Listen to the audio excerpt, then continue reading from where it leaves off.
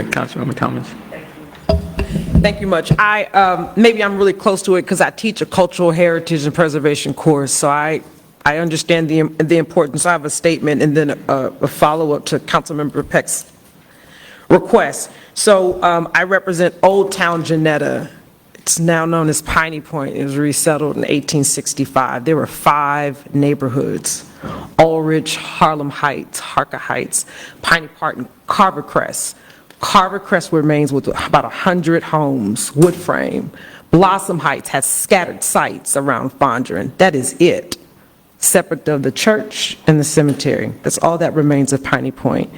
Currently today, there's someone that has purchased lots and homes, and it's an incredibly aged neighborhood, and it's tough to get them to even, sign up for the civic club and mobilize. It's a lot of labor to get that to happen. Someone today is knocking on doors and asking residents to allow him to pay their property taxes so he could change their deed restrictions so he can put a dental office in the middle of their neighborhood on Jarvis Street. This is happening today. Renetta Moss texted me on Monday because of what's happening. If with all of the efforts on Amanda Lane, we're trying to infill a street with 8 to 10 homes just to increase their numbers so they can have vote and agency over their neighborhood because this one guy is buying up their land. So this conservation district gives them some type of hope. Here's my concern is once they sign up for it, the process where this can activate and then halt the ongoing gentrification that's happening.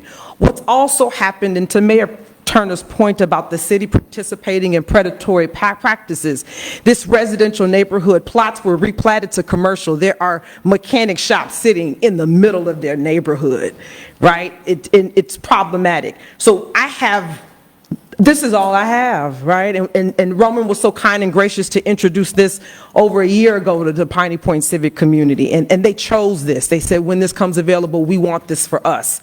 Second of that, though, I also have neighborhoods that don't have HOAs and that are not historical by racial or heritage designation. Westmont, Tanglewild, that would probably gladly sign on to this because they need protections too, right there in Midwest Houston, to Councilmember Peck's point. So what would be the pathway? And I think the offering of that annual report to then phase in, similar to Complete Communities. We started out with the phase 1, and then we came back with phase 2 because we were able to identify. And I think it also gives these neighborhoods an opportunity to come back and say, based on the menu, we chose 2. I think we need 3. Or we chose those 2 and that no longer works for us and we need to make an edit because now we are getting in a groove, we're doing multiple things. And I think they need that flexibility because this is a new tool. But I'm in complete support. I still have additional questions. The GLO is still also impeding in District F with homes that do not fit the fabric of the neighborhood.